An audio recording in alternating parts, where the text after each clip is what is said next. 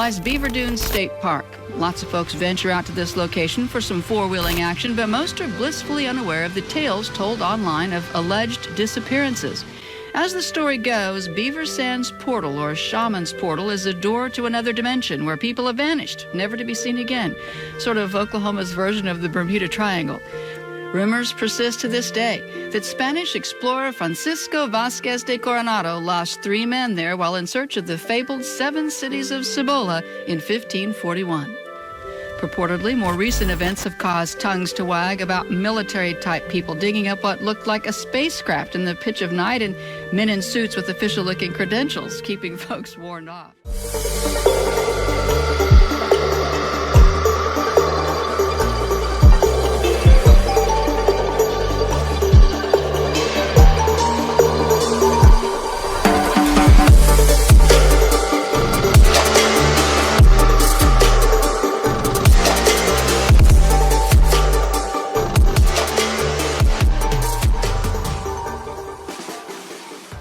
Today we're going to check out the Beaver Sands portal, or better known as the Shaman's portal.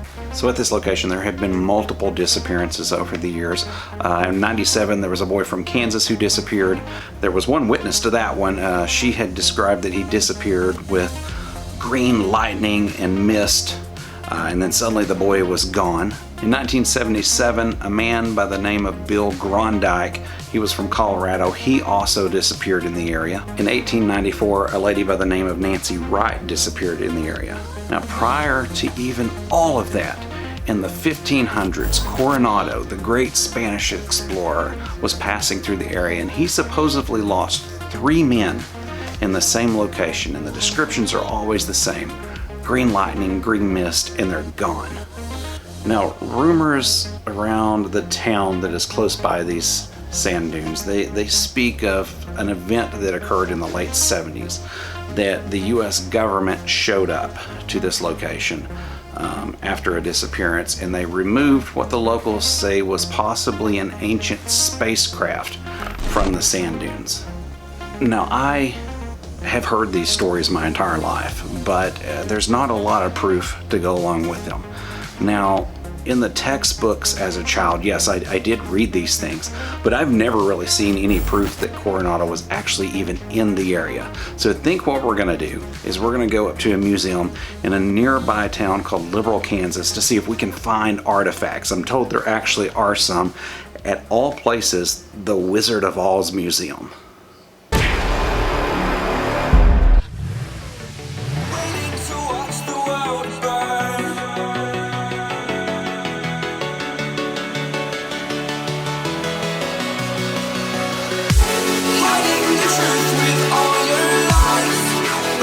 Against the system.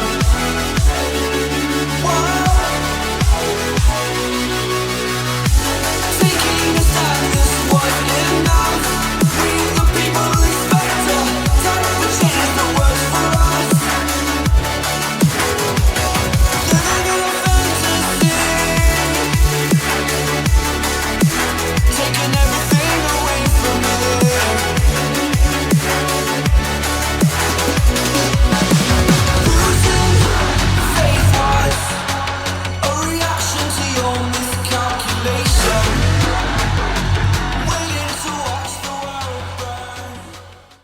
To get to it, you have to drive on the yellow brick road here. Amazing marketing. What's this? Oh no. Play some music.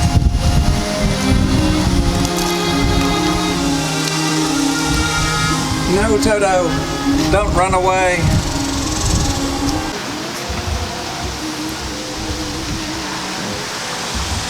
Tornado gets here, Dorothy would run over here and get in the cellar, but that didn't happen. So next to Dorothy's house is the County Historical Museum, and I'm going to check that out before I leave. Well, this doesn't look too comfortable.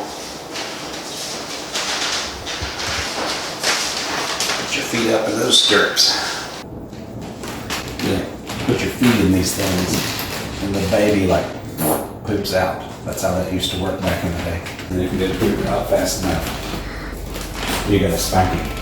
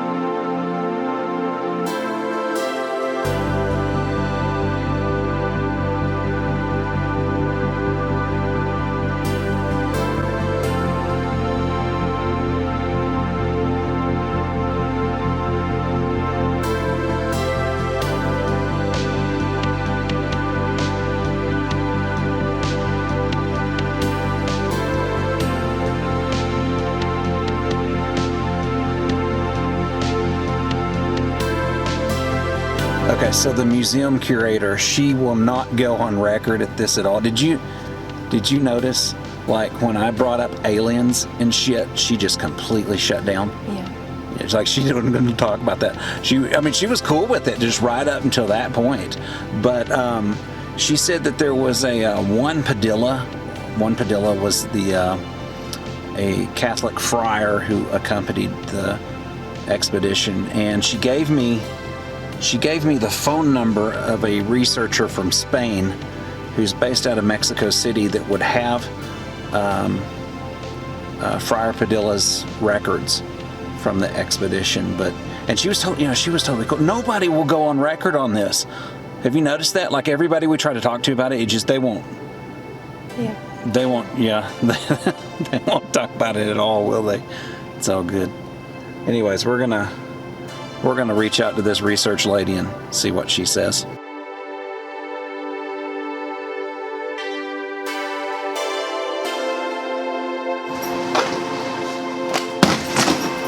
Guess who's packing for Mexico City?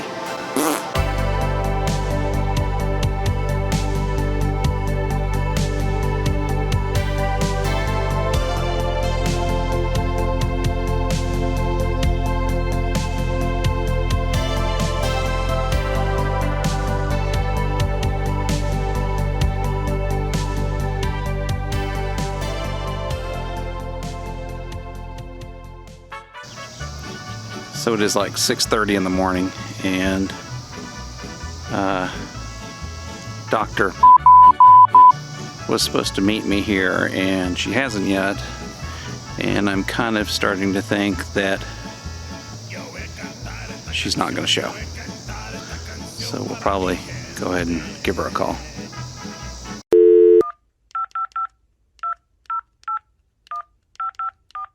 Now, when we talked on the phone earlier, you had said that there was a friar on the expedition, but you didn't really know where the records were?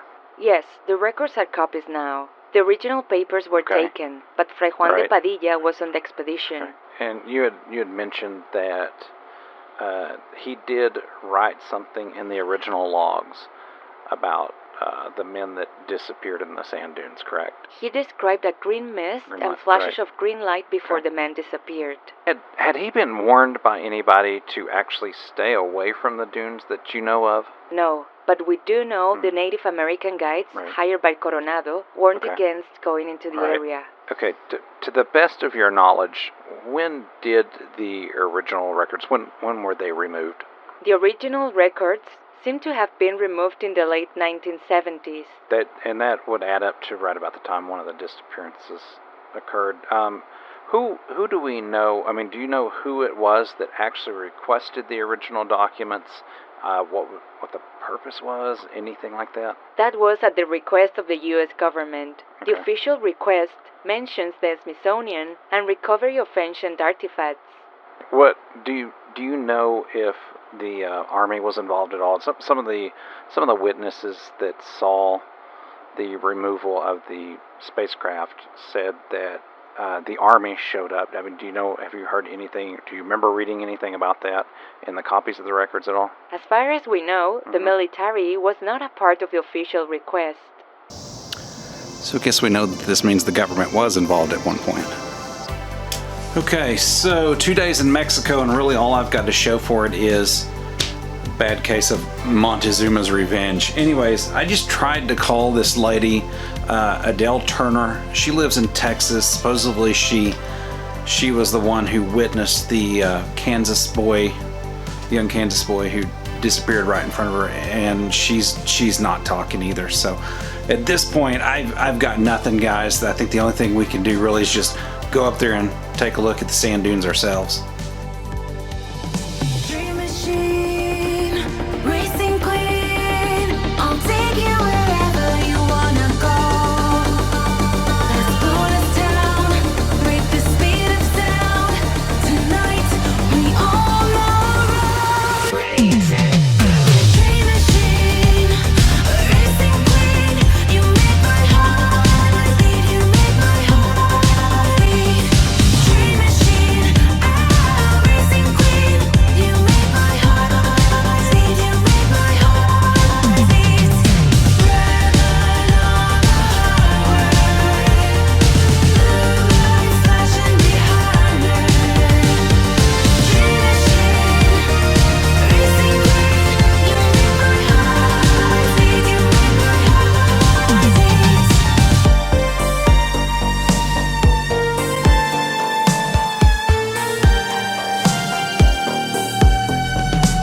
Born to ride, Mustang 65, got that V8 engine with a fuel injection. Drop the clutch, pedal to the floor, turn that giddy button to a lion's roar. Dream machine, racing queen, I'll take you wherever you wanna go. Let's slow us down, break the speed of sound. Tonight we all know crazy. Dream machine, racing queen, you make my So this is it, folks. This is Beaver Dunes State Park, the very place that Coronado himself was warned not to enter by the Native American guides that were with him. Some of his men wandered off into the sand dunes, and according to a friar who was accompanying the party at the time, they disappeared into what appeared to be green lightning that came out of nowhere. Green lightning and a green mist. And they disappeared. And that's the thing, is that, you know, the Indian tribes that were in this area regarded this area as a portal to another dimension. And what did we do? We turned it into a state park, but that's neither here nor there. But this is Beaver Sand Dunes State Park, folks. So just to give you an idea how sandy it is full on sandy as hell. As you can see, my shoe's untied there, but it's very difficult to walk in. All right, folks, I think that's enough of my trip to the sand dunes today. Remember, go to radixmonkeystudios.com, pick up your merch, and we'll see you next time.